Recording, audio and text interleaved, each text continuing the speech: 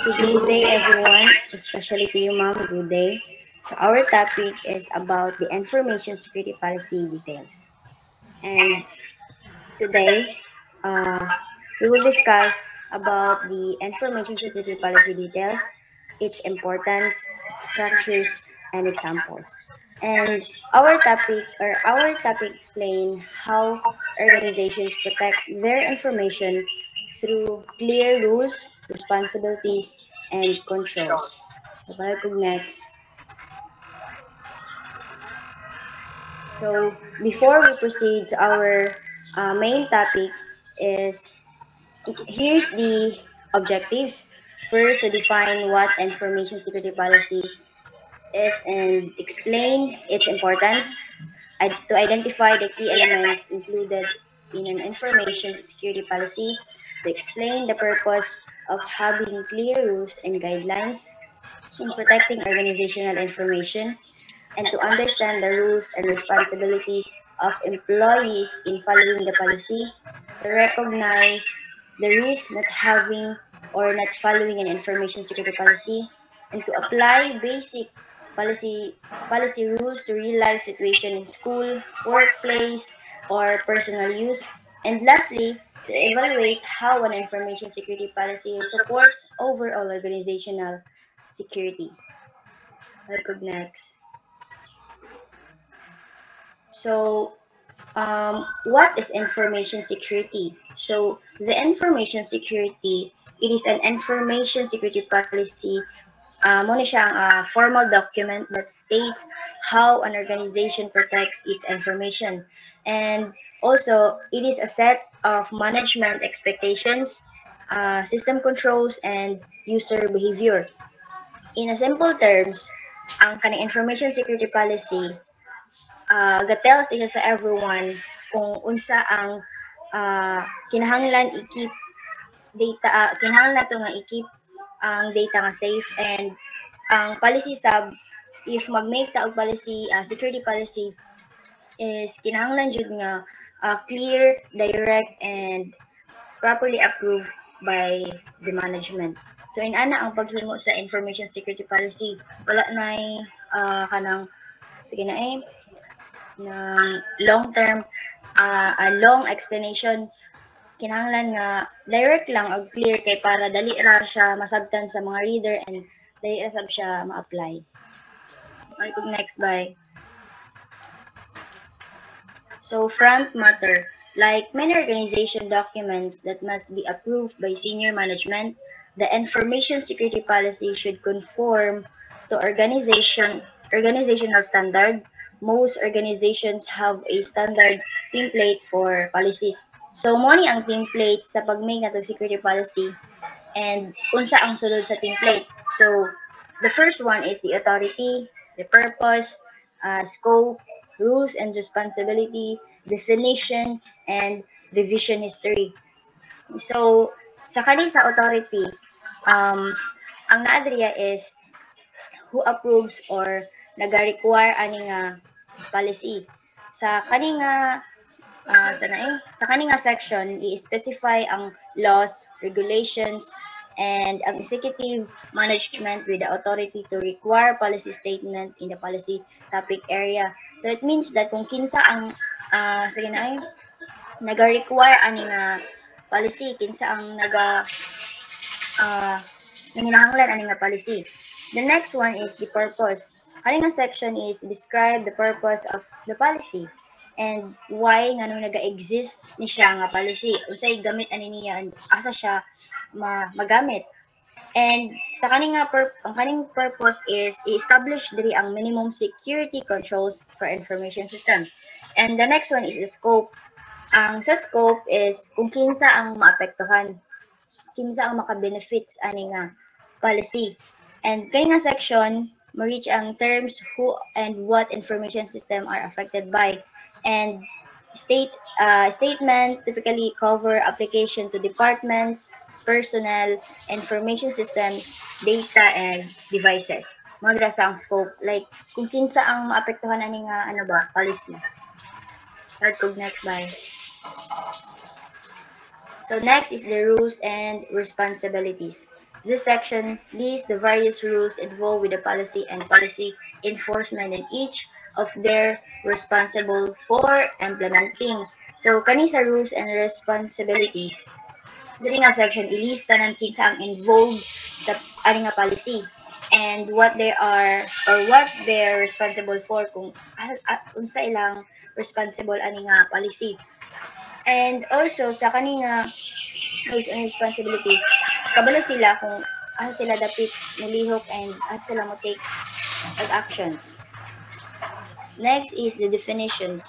The definition is this set or section um, nga provide a set of terms that may require definition to ensure there is no confusion or ambiguity in the policies. So, gina-make sure sa nagahimo aning policy or security policy sa naghimo ani nga dili confusion or dili ma-confuse ang mga readers sa pagbasa sa mga policy nga gi-implement ba and kanang gina-make sure jud nga clear and concise ang tanang policy nga na-implement. And also ang organization gina-maintain dapat nila ang consistency definition across all policies. And the last one is the revision history. Kani sa revision history is if naman di changes na dili nila to na malikayan if ang situation kinahanglan siya enhancement and na changes and possible na siya nga may tabo. If inana ang situation, if mag-revise ta sa ato ang policy is kinahanglan jud nga i-track na to ang document and i-include ang dates, version numbers, and mag-provide tag brief description nganong na-changes para mas masabtan sa tanan. Okay, good next, bye.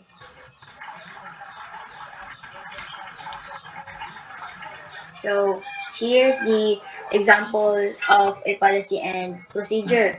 So policy number 8, policy name, the document number, effective date, and revision. So mo na siya kung unsa jud ang sulod sa katong security policy template. So the first one is the authority and mahatag nga diri ang example and naghatag diri og example kung unsa nga organization ang gigamit. So authority to effectuate the mission and purpose of the ACME organization. Kanang ACME organization is the actual name of the organization. Wala na siya daghang meaning or unsa pa like maka-question ta nga abbreviation na siya sa organization. No, wala na siya kanang it just a name lang yun sa organization like ACME lang yun siya. The department shall establish a coordinate plan and program for information technology or the IT implemented and maintained through policies, standard and procedures or the PSPs, which is the policy standards and procedures as authorized by the Information Security Department, Charter P8000 September 1, 2015. So sa kaning authority, may pakita mo dira ano kung kinsa ang nanginahanglan which is ang ACME organization. Sila ang nanginahanglan ani nga policy. Para kog next slide. The next one is the purpose. As what I have said kaganiha, ang purpose is kung kung kinsa ang ang purpose is nag-exist ni siya nga policy. So, na-exist niya sa nga policy sa SME organization para mag-establish of baseline controls for their protection of ASM information system and their communication. Muna siya, nag-exist siya kay para protektahan and mag-establish sila og baseline controls. The next one is scope. Ang sa scope, kung kinsa ang maapektuhan, di ba? Kinsa ang makabenefit ani. So, sa scope is the application to departments and all the departments shall apply of the SME organization and the information system nga kani nga policy ma-apply sab sa all SME information systems. So P, policy statement preceded by P are required for organization information system categorized as protected. So P-PCI or a policy statement preceded by P-PCI which means mo na ang payment card industry data required for organization information system sa PCSI. Like, example lang ng PCSI is kanang card holder. And, sana siya? Card holder ba na siya? Card holder data, sa paginahay. The credit card numbers, expiration dates, and even the CVV codes, and daghan pa. And kani si PCI, kaning sa payment card industry is muna siya ang set of security requirements companies must follow to protect credit and debit card data. So sila nagaprotect ana when it comes sa credit and debit card data. And the next one is the PHI, which is the Protected Healthcare Information. Policy statement presented by PHI are required for organization information system with protected healthcare information. And kani si protected health care information is na-apply ni siya if only if the organization deals with protected health information includes medical record, patient names, health history, diagnosis, description, prescriptions, test results, or insurance details. And kani siya is only by organizations handling healthcare-related information. So, like kanang hospitals, clinics, health insurance companies, or any business partner processing patient data. So, mo po niyang handle diri.